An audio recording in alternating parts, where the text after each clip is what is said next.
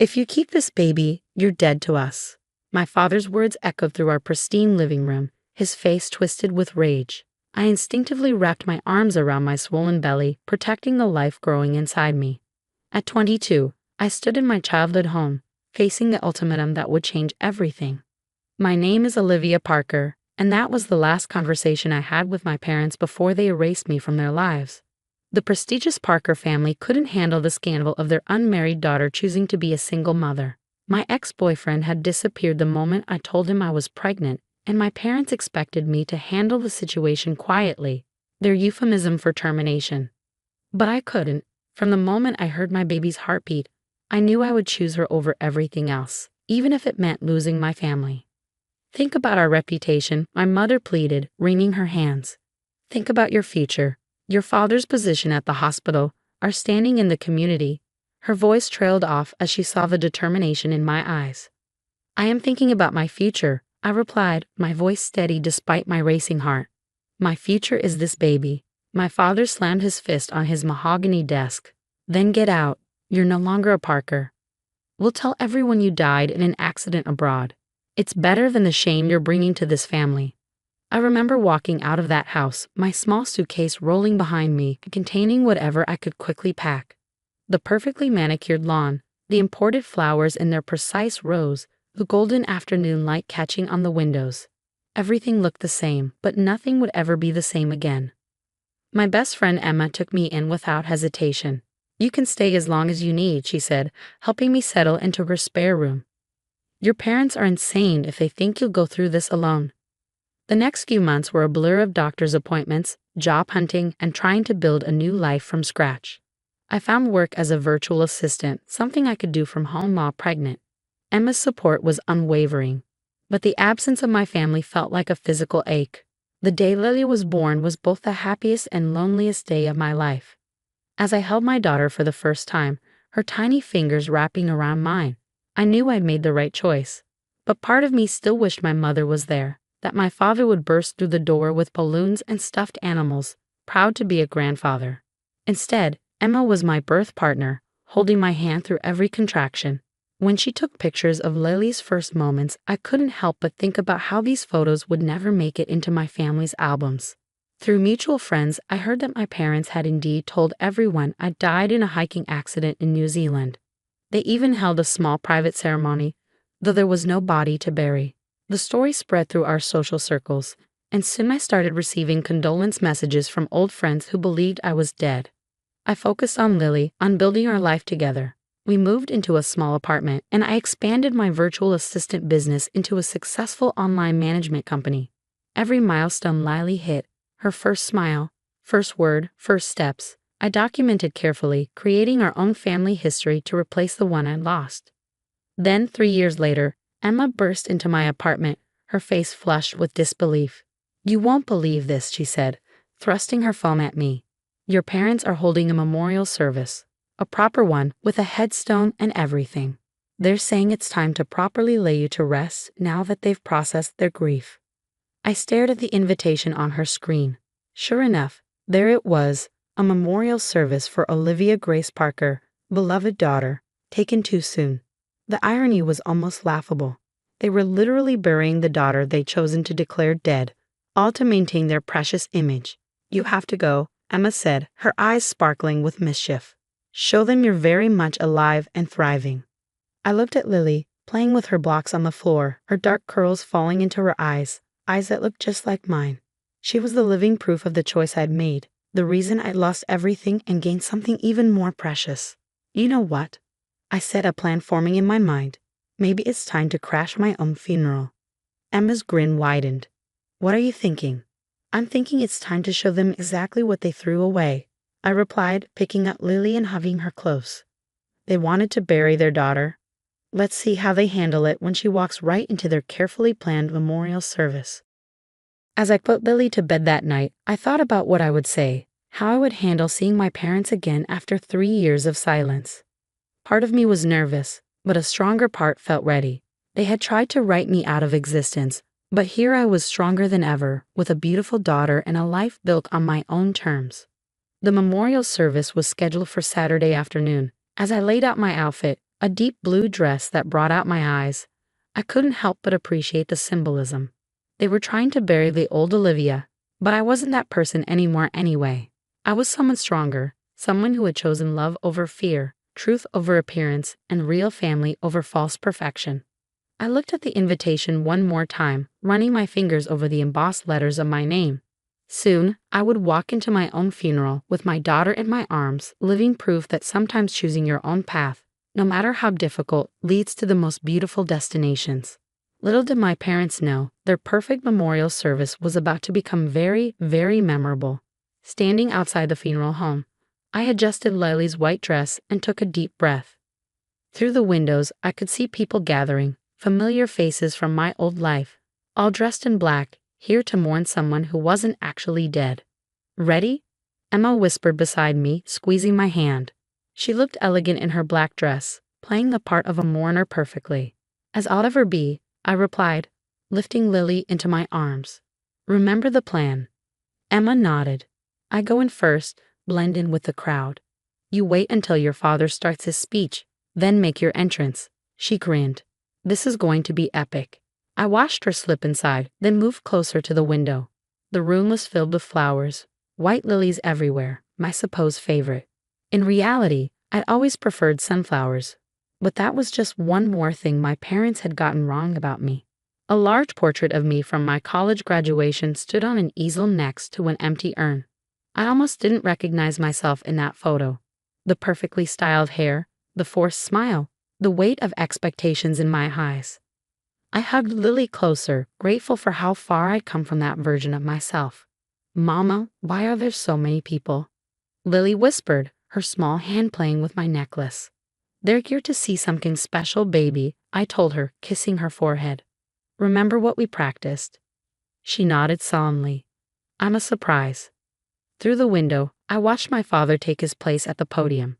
My mother sat in the front row, dabbing at her eyes with a monogrammed handkerchief. The performance had begun.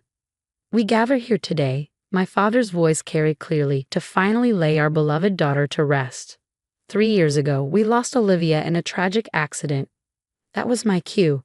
I shifted Lily to my hip, squared my shoulders, and walked to the entrance. The heavy doors opened silently as I stepped inside. She was always the perfect daughter," my father continued, his voice thick with manufactured emotion. "Someone who understood the importance of family, of tradition, of—" "Sorry I'm late to my own funeral." My voice rang out clear and strong. Traffic was terrible. The reaction was immediate. Gasps echoed through the room. Someone dropped a glass. My mother's handkerchief fluttered to the floor as her hand flew to her mouth. My father froze mid-sentence, his face draining of color as he stared at me, or more specifically, at Lily, who chose that moment to wave cheerfully at the crowd. "Hi," she called out. "I'm Lily." The silence that followed was deafening. I walked slowly down the aisle, aware of every eye in the room on us. Emma, standing near the back, was barely containing her glee. "What is the meaning of this?" my father finally sputtered, gripping the podium so hard his knuckles turned white. "Well, I heard you were holding a memorial service for me," I said, my voice carrying clearly through the stunned silence. "I thought it would be rude not to attend, although I have to say the white lilies are a bit much. I always preferred sunflowers." "Olivia," my mother's voice was barely a whisper. She stood up, swaying slightly. "But how? How am I alive?" "Well, that's simple. I never died. You just wished I had." I shifted Lily in my arms. "Everyone, I'd like you to meet my daughter, Lily, the reason I was declared dead 3 years ago." Murmurs rippled through the crowd. I recognized faces from my past. My parents' friends, colleagues, people who had sent me birthday cards and graduation gifts, all of them manipulated into believing I was dead. "This is inappropriate," my father announced, trying to regain control. "Please, everyone." "No, what's inappropriate is faking your daughter's death because you couldn't handle her making her own choices," I cut in.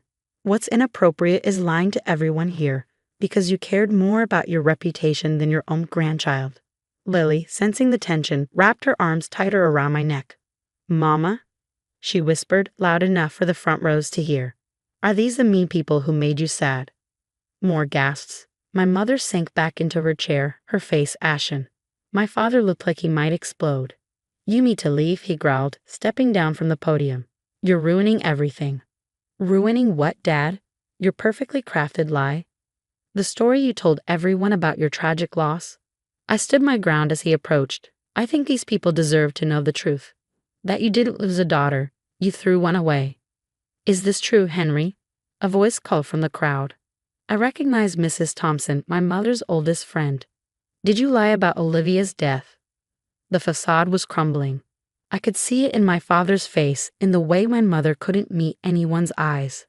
The perfect image they'd worked so hard to maintain was shattering around them. Look at her, I continued, addressing the room. Look at my daughter. The grandchild they never wanted to meet. The reason they erased me from their lives. Was she worth throwing away your daughter for? Lily, as if on cue, gave everyone her brightest smile, the same smile that lit up my world every morning. I saw several people in the crowd knelt at the sight of her, while others looked at my parents with growing horror. I think, Emma spoke up from the back, this memorial service just turned into a celebration. Olivia isn't dead. She's thriving. And I, for one, am glad everyone finally knows the truth. I caught her eye and smiled. This was more than just crashing a funeral. It was reclaiming my narrative, exposing the lies, and showing everyone exactly what my parents had chosen to throw away. The perfect memorial service had become the perfect revelation, and there was no going back now. The next few minutes were a mess. People left in groups, some glaring at my parents, others hugging me and meeting Lily. Mrs. Thompson stayed, holding my hand with tears in her eyes. I always doubted the accident story, she said softly. You look amazing, dear, and your daughter is beautiful. My mother sat frozen while my father stood in the corner, angrily whispering into his phone. The memorial had fallen apart, but that was fine because the truth had finally come out. Mama, can we go home now? Lily asked, yawning. She was exhausted. Soon, baby, I said, then looked at my parents. I didn't come here to hurt you. I came because the truth mattered. You erased me instead of accepting my daughter. That's your choice to live with. My mother took a shaky step toward us. Olivia, wait, she whispered. She looks just like you did at that age. You wouldn't know, I said. You missed those years.